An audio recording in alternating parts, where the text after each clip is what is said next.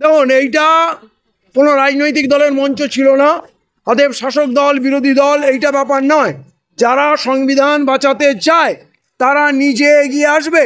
পশ্চিমবাংলার মুখ্যমন্ত্রী যদি বলেন যে আমি সকলকে চাই এবং আমি বিজেপিকে পরাস্ত করতে চাই, আপনাদের সহযোগিতা চাই, আমরা নিশ্চয়ই ভাববো। মুখ্যমন্ত্রী বলে তো দেখুক, কিন্তু মুখ্যমন্ত্রী তো আমাদের সবাই করতে দিচ্ছে না। আমরা পয়সা খরচ করে মহাজ্যোতি সদন চাই, নবান্ন থেকে সেটা নাকচ হয়ে গেল। তাহলে আপনারা এইটা কি সংকেত দেখছেন যে মুখ্যমন্ত্রী আমাদের সঙ্গে সহযোগিতা করবেন? একদিন আগে পর্যন্ত এই মৌলালী যুব কেন্দ্রের লালবাজারের পারমিশন গ্রিন সিগন্যাল হয়নি, আমরা উৎকণ্ঠায় ছিলাম এটাও আমরা পাবো কি পাবো না। আপনি বলুন, এর থেকে আপনি কি সংকেত পাচ্ছেন? মুখ্যমন্ত্রী আমাদের পাশে দাঁড়াচ্ছেন কি? আমাদের যে লক্ষ্য সংবিধান বাঁচাও দেশ বাঁচাও, মুখ্যমন্ত্রীও কি একই লক্ষ্য? তাহলে নিশ্চয়ই আমাদের বাধা দিতেন না। এটাই প্রমাণ করলো যে তুড়ি বাজিয়ে পারমিশন দেওয়া যায়, পারমিশন বাতিলও করে দেওয়া যায়। এই পারমিশন দেওয়া আর পারমিশন না দেওয়ার পিছনে কোনো সমস্যা নেই, কোনো আইনি বাধা নেই। এইটা পিছনে কেউ কলকাঠি নাড়ছে। এই যে বললো না ব্রিগেড আপনারা পাবেন না, মানে ব্রিগেডটাও চাইলে দিতে পারতো। এইটা মনে হয় ব্রিগেডের পর এইটা বলছে না খুব বেশি ডোজ হয়ে যাচ্ছে, এত তাড়াতাড়ি সব ডোজ দিতে নেই। কিন্তু এদের যে মাথায় সব চলছে, এরা যে দেবে না। আর্মি কখনোই এই ধরনের কাজ করেনি, অতএব এটা আর্মি করছে না, আর্মির পিছনে আরো শক্তি আছে, তারা এইসব করছে। অন্য রাজ্যের মতো বিফ পশ্চিমবঙ্গে ব্যান্ড নেই, তা সত্ত্বেও আমরা জলপাইগুড়ি মাটিগাড়ায় দেখলাম বিফের গাড়িতে ভাঙচুর হলো এবং লোককে পেটানো হলো। বলবেন এটা বিফের সমস্যা নয়, বিজেপির যে আরএসএস এর যে হিংসার রাজনীতি। পশ্চিমবাংলায় দাঙ্গা লাগাতে হবে, হিংসা করতে হবে, নিরীহ লোককে ধরে মারতে হবে এবং এইটা দেখাবে ওরা যে পশ্চিমবাংলা উত্তরপ্রদেশ হয়ে গেছে। অতএব এবারে আমরা পশ্চিমবাংলায় ক্ষমতা আসবো, কারণ ওদের মুখে তো হিংসা ছাড়া কোনো কথা না, নিরীহ মানুষকে হত্যা করা ছাড়া দ্বিতীয় কোনো প্রজেক্ট ওদের হাতে নেই।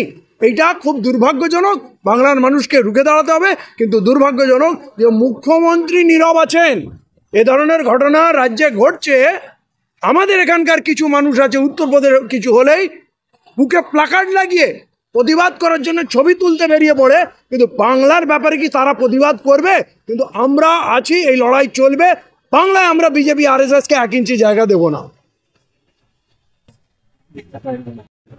আসলে পুরো দেশে একটা দম বন্ধ করা পরিবেশ তৈরি হয়েছে।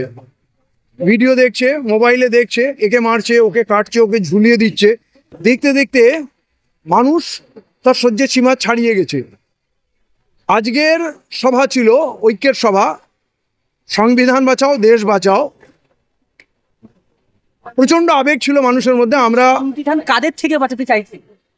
আজকে যারা শাসন ক্ষমতায়, আরএসএস এর হাত থেকে, বিজেপির হাত থেকে, বা তার দোসর যারা আছে তাদের হাত থেকে, এবং পুলিশ প্রশাসনের সামনে দাঁড়িয়ে মানুষকে হত্যা করা হচ্ছে, নিরীহ মানুষকে।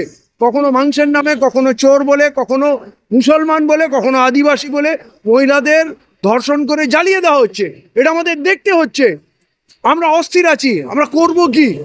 এই অস্থিরতা থেকে, এই দমবন্ধ করা পরিবেশ থেকে বেরিয়ে আসার জন্য, এটাকে ভেঙে খান খান করার জন্য। কাল তো আমরা কেউ সুরক্ষিত থাকবে না যদি এটা এত সহজ হয়ে যায়। তাই আজকে বহু রাজনৈতিক সংগঠন, সামাজিক সংগঠন, এমনি সামাজিক সাধারণ মানুষ, নাগরিক, তারা এসেছিলেন। এবং আজকে আমরা খুব দুঃখিত, আমরা মহাজ্যোতি সদন পাইনি, আমাদের দেয়া হয়নি, যেটা আমাদের অধিকার। ছোট হল হওয়ার জন্য যা মানুষ এসছেন তার থেকে বহু মানুষ ফিরে গেছেন বাইরে থেকে, তাদের কাছে আমরা ক্ষমা চাচ্ছি। কিন্তু এইটা একটা সংকেত যে প্রতিটা মানুষ এক হওয়ার জন্য তারা তৈরি। এই ঐক্য সমস্ত ফ্যাসিস্ট শক্তিকে ভেঙে চুরমার করে দেবে। এবং আমরা ভারতকে রক্ষা করব, সংবিধানকে রক্ষা করব। এবং যারা মসনদে বসে ভাবছে প্রশাসনিক ক্ষমতাকে কাজে লাগিয়ে, সিবিআই ইডিকে কাজে লাগিয়ে এই ভারতবর্ষের মানুষকে গোলাম করবে, পরাজিত করবে, এইটা সম্ভব না। ভারতবর্ষ কিন্তু জবাব দেবে। আজ তার সংকেত পাওয়া গেল।